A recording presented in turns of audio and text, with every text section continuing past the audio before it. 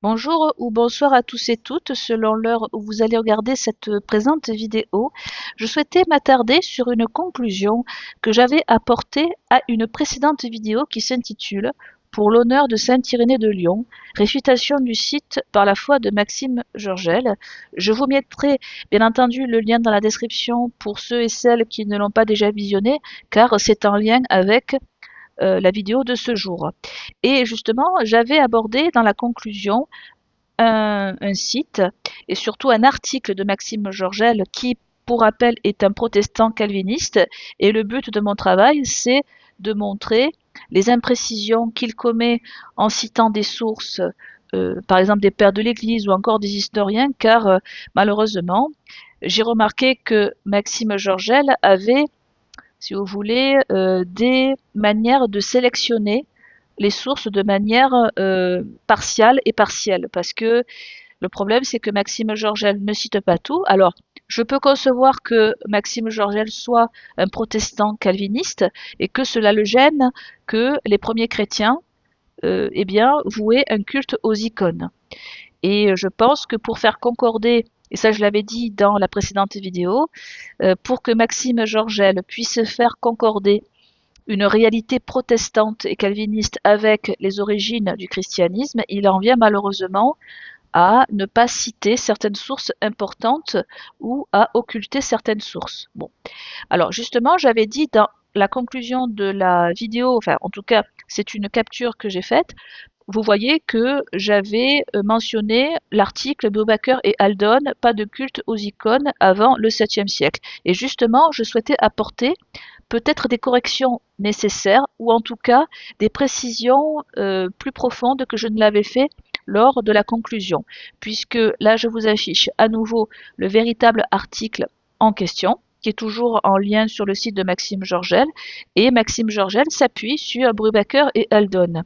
Et ce sont des spécialistes assez renommés selon lui, qui parlent et qui évoquent la crise iconoclaste qui a impacté l'Empire byzantin.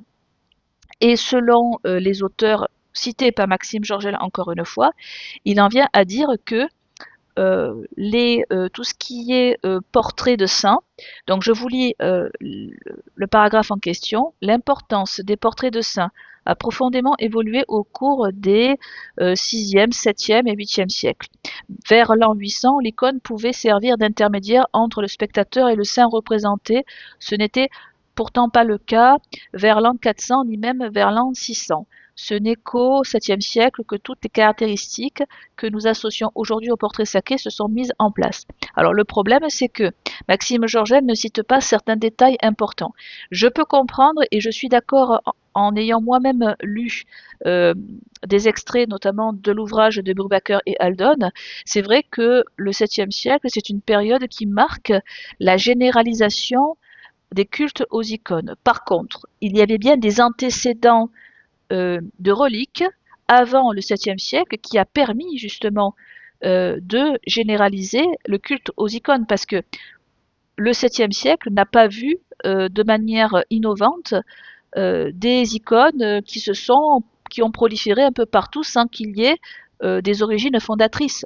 Vous vous doutez bien que les premiers chrétiens, lorsqu'ils ont au départ pu sortir des catacombes, comme je l'avais expliqué lors de la première vidéo, au départ, les, euh, les représentations du Christ et d'autres passages bibliques comme notamment le livre de Jonas, c'était notamment les chrétiens des catacombes des premiers siècles, c'était pour se représenter la foi et cela avait effectivement une valeur décorative selon certains spécialistes qui ont étudié l'art chrétien des premiers, voilà, du 1er siècle au 3e siècle, par exemple.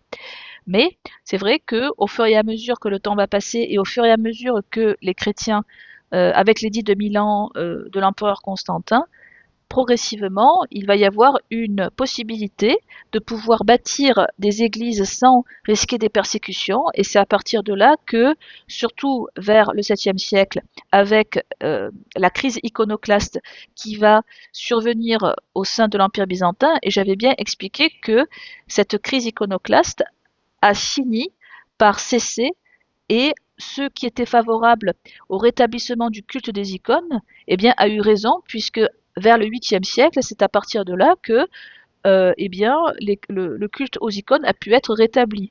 Et à la base, j'avais expliqué cela dans la première vidéo, cela vient particulièrement de, de la classe politique et impériale au départ. Ce n'était pas forcément des religieux et des membres du clergé qui avaient des opinions iconoclastes.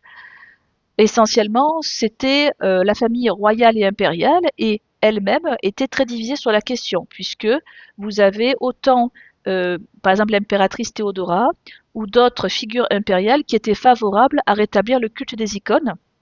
Et ce qu'ont fait les protestants calvinistes, je le rappelle, c'est une rupture radicale qui n'a même pas existé au sein de l'Empire byzantin, puisque sachez que Calvin, dans ses écrits, est catégorique sur le fait de ne pas représenter Dieu ou quoi que ce soit dans les églises. Et ça, cela n'a jamais été le cas pour les premiers chrétiens. Et même là, je vais vous montrer des sources précisément qui vont venir de Brubaker et Haldon prioritairement. Vous verrez que eux-mêmes vont citer des reliques qui justement ont fait l'objet d'un culte avant le 7e siècle, puisque l'objet de ma vidéo, c'est de montrer que il y avait des reliques particulières qui ont permis de généraliser la dévotion aux icônes. Hein.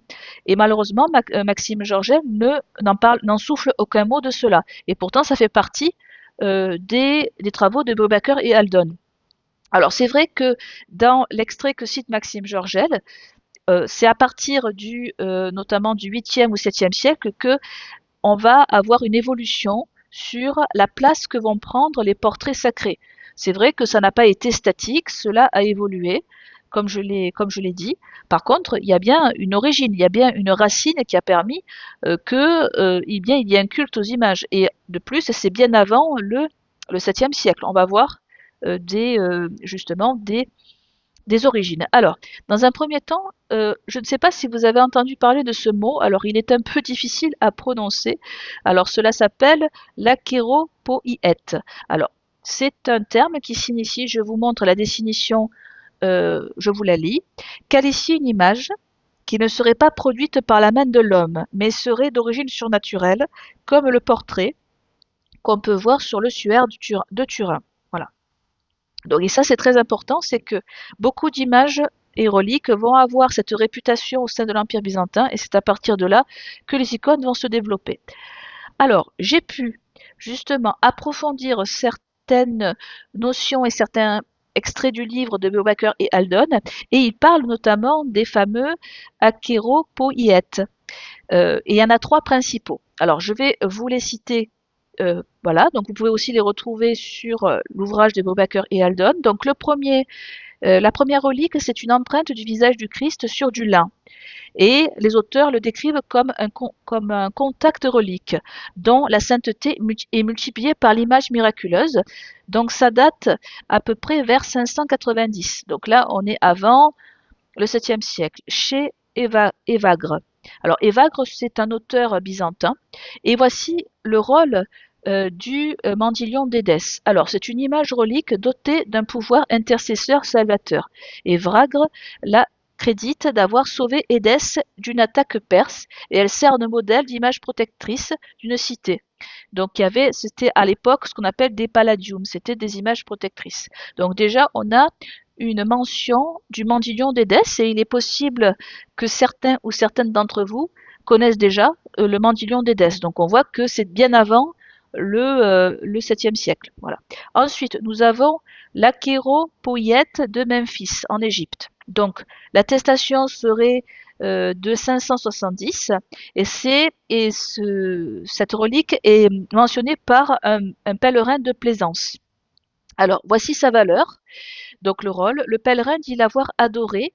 Donc Brubaker et Haldon voient une attitude normalement réservée aux reliques, appliquée ici à une image sur lin liée physiquement au Christ, tout en avertissant que ce vocabulaire latin occidental ne reflète pas forcément la pratique locale orientale. Donc déjà, on a déjà les premières racines de ce que va être après le culte aux icônes. Donc on voit que ça date avant le 7e siècle. Et ensuite, vous avez le fameux portrait de Kamulania en Syrie. Donc l'attestation, ça serait en 569. Donc c'est selon une épître syriaque qui vient d'une chronique attribuée à Zacharie de Mytilène. Ça serait donc cette relique aurait une puissance de type reliquaire, comme les reliques. Ces images ont un pouvoir intercesseur et salvateur. Donc c'est la première fois qu'on introduit aussi un rituel, à savoir en 586, elle aurait été dévoilée et paradée à travers les rangs pour exalter le courage de l'armée.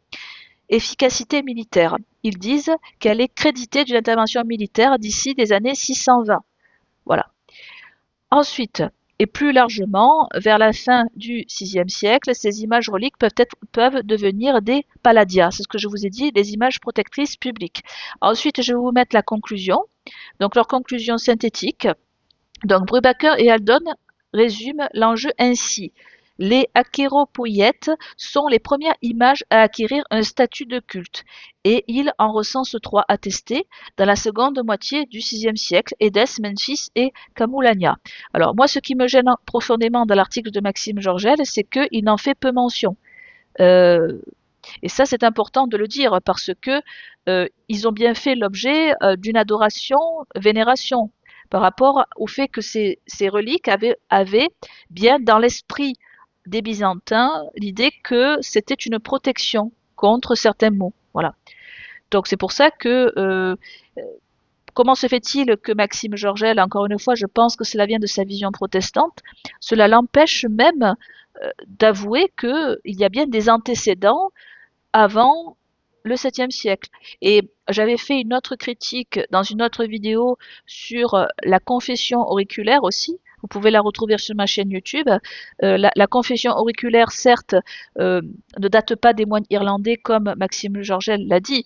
Les moines irlandais vont généraliser la pratique de la confession auriculaire qui se pratiquait de manière publique, mais c'était, je crois, le 6e siècle, mais il y a des antécédents. Et ce qui me dérange, c'est que Maxime Georgel ne parle jamais de l'origine des choses, et surtout concernant le culte aux icônes. Bon.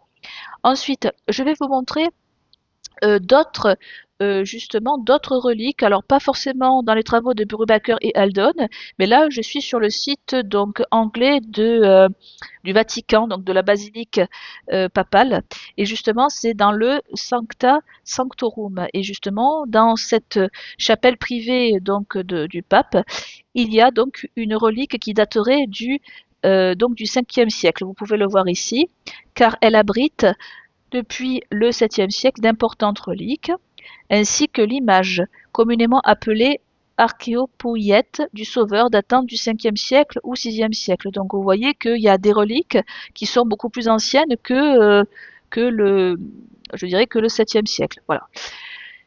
Ensuite aussi, je vais vous montrer une très célèbre icône qui représente la Vierge Marie et l'enfant, donc c'est le Salus Populi Romani.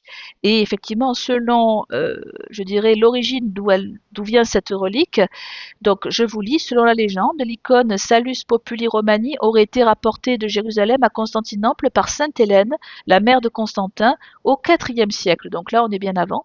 Elle aurait été peinte par Saint Luc sur une table construite par Jésus dans l'atelier de son père Joseph. Je vous lis un peu l'histoire de sa dévotion. Depuis ses premières attestations à Rome, l'icône est associée au culte marial et estimée par de nombreux fidèles, pèlerins, papes et saints. Considérée comme miraculeuse, elle est portée à la vénération des fidèles à travers la ville par le pape Grégoire Ier en 593, au moment des épidémies causées par la peste de Justinien.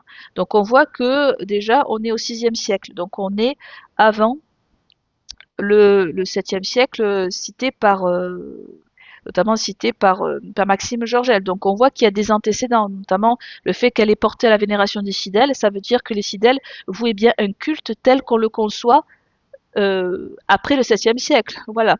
Donc c'est pour ça qu'il y a de nombreux archéopoïtos qui prouvent qu'il a existé des images vénérées avant la généralisation du 7e siècle. Et puis, notamment là, je vous montre, c'est euh, un historien de l'art médiéval et byzantin, et il a publié un ouvrage comme quoi, alors ça s'appelle Imagie sacrée à Roma Fra, donc ça, bon, c'est certes dans le domaine de l'histoire, et pour lui, par rapport à sa vision des choses, donc il pense qu'il est probable, donc là je vous cite, alors là je vous cite notamment, alors attendez, je suis allée un peu trop vite, donc là c'est l'article de Valentino Pace, et vous voyez ici que, alors attendez, je vais vous citer l'article en question, voilà, donc ça c'est notamment un passage que j'ai traduit, ici, puisque à la base c'est en italien. Donc voici ce qu'il écrit. Il est probable, bien que non vérifiable, que la Salus Populi Romani de Santa Maria Maggiore l'était, ce qui, à tout le moins, ne présente aucune condition qui empêche de la dater du début du VIe siècle. Bon après effectivement selon certains historiens elle peut être un peu plus récente mais bon de toute façon voilà, ça c'est quand même un spécialiste de l'histoire qui parle du fait que, eh bien, cette relique-là est bien attestée selon les premiers temps où elle a été vénérée, notamment par le pape Grégoire Ier. Voilà.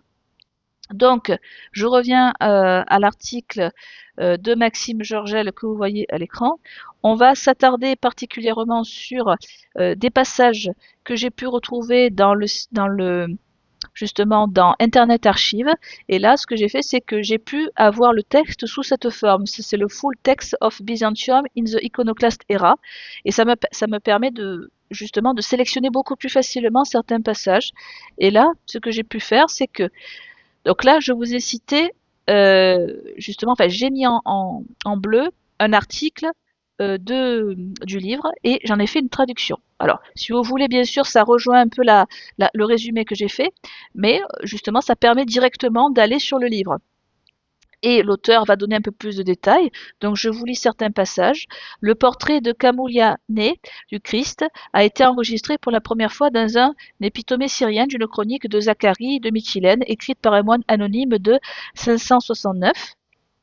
Et là, effectivement, on a déjà cette idée que c'est une image sacrée qui permet de protéger notamment les soldats lors de guerre, hein, puisque vous avez très bien cette idée-là. Ensuite, dans un autre texte également, vous avez, donc ça c'est la page donc de Archive Internet, et voici la traduction que j'en ai faite en français. Les premières images à acquérir un statut cultuel furent celles qui se rapprochaient le plus des reliques, les akéripoïètes, ou images non faites de main d'homme. Trois d'entre elles, que je vous ai citées donc au début, hein, trois d'entre elles sont attestées durant la seconde moitié du VIe siècle. Le soi-disant Mandilion d'Édesse, une empreinte du Christ sur un morceau de lin, était une relique de contact, dont la sainteté était multipliée par le portrait miraculeux qui y apparut immédiatement. Il est attesté pour la première fois vers 590 par Évrargue, et à peu près à la même époque, on entend parler de deux akéripoïètes du Christ, l'une à Memphis, est mentionnée par le soi-disant pèlerin de Plaisance. Voilà. Donc on a, si vous voulez, ce que je vous ai résumé. Vous pouvez même les consulter sur notamment le site. Je vous mettrai bien sûr le lien dans la description concernant les passages du livre. Donc voilà. Donc, écoutez, c'est la fin de cette vidéo car je ne veux pas qu'elle soit trop longue. Je vous remercie de l'avoir visionnée en entier. N'hésitez pas à liker et à partager et je vous retrouve pour de prochaines vidéos. Soyez bénis, au revoir.